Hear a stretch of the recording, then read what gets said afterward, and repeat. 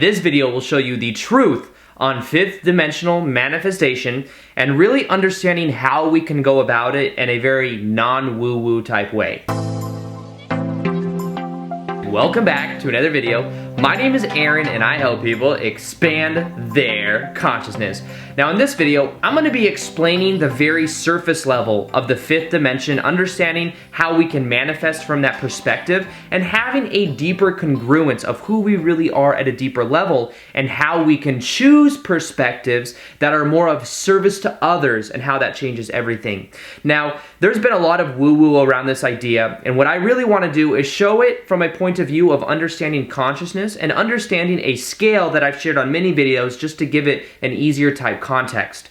Now, normally when we talk about the law of attraction, it's coming from a level of ego. Now, I'm not saying this is wrong, but what I am saying is that when we become attached to our ego, what happens many times is that identity will then kind of encapsulate us into thinking that that is just who we are, when of course we are much more expanded than just the ego version of how we imagine ourselves to be. Now, that is what we could fundamentally call, for the sake of understanding the symbolism of it, the third dimensional perspective. Because third dimension, think of it in the form of duality, right? We have the left brain, the right brain. Just in the same way our ego has a left brain and a right brain because it's more coming from the head. Now, that a lot of times will cause what we call polarity. So when we are manifesting things, we have what we put out is what we get back. If we have bad, we have good. If we have light, we have dark. It's the idea of that dualistic type nature. Now, what happens is, and the way we can view this is that the only moment that exists is this moment right now. All frames of perception exist right now. We can view life from a third dimension point of view, or we can view life from a fifth dimension point of view, which of course the fourth dimension would be that of time. Now, the idea, and of course the only moment that does exist is now, but the linear time space is the perception of time, the experience of time, even though of course the only moment that exists is now.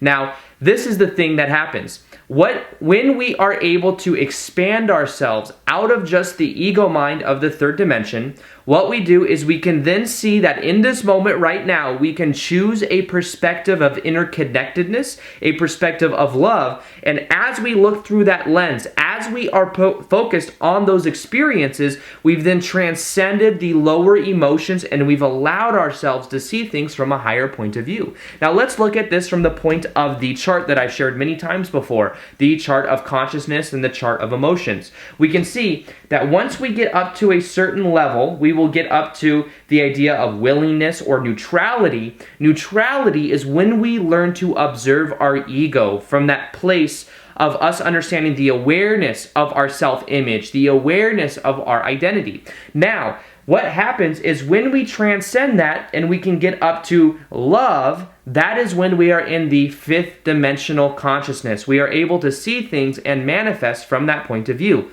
Now, just to keep this video short, I'll eventually do more videos on explaining this if you guys want. I know it seems like kind of a woo-woo idea, but it's just giving it a practical frame that we can actually relate to, and that's why I'm making this video. Let's look and see that we can see things from a point of view of love and interconnectedness. We can start to manifest from our heart space. Now think about it. Our heart space doesn't have a left and right polarized type energy. It is a singular point of focus. That is when we create from a much more powerful place. That's when we create and we transcend dualistic nature or polarity, and we're able to create from a much more powerful place. Now think about it from the point of view that the heart is thousands of times more powerful than that of the brain.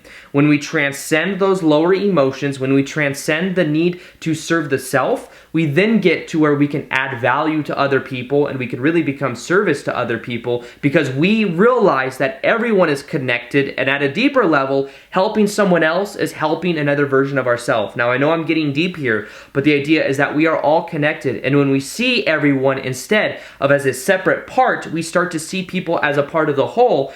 That's where everything begins to change, and that's where you can really become aware of how you can love other people because they are an extension of your own consciousness. Now, to do this, the easiest way I have found is to ask yourself the question, what gift do I have that I can give to other people? Now, if an answer doesn't come to you right away, you could simply give the emotion you could simply give positive emotion to other people. You could realize that if you elevate people's state of being, you're doing a service to them.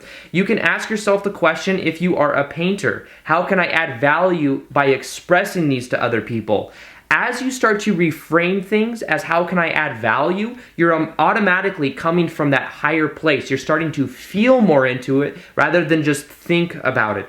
So this is a much more powerful place to manifest from. All you have to do is realize that you can start to see things rather than parts, see them in the form of wholes, feel connected to other people, realize that when you give to someone else, you are also giving to another version of your same consciousness, and that as you do this from a place of adding value, everything begins to change and you will begin to elevate your consciousness in a very powerful way. Another thing you could do is simply put your hands over your heart while you're visualizing what you want. Start to feel from the heart rather than think from the head. That helps you become more present to the moment, and that's really when everything will begin to change. So with that being said, I hope you guys enjoy this video. Feel free to like this video if you like it, subscribe if you haven't already, and as always, I will see you guys on the next vid.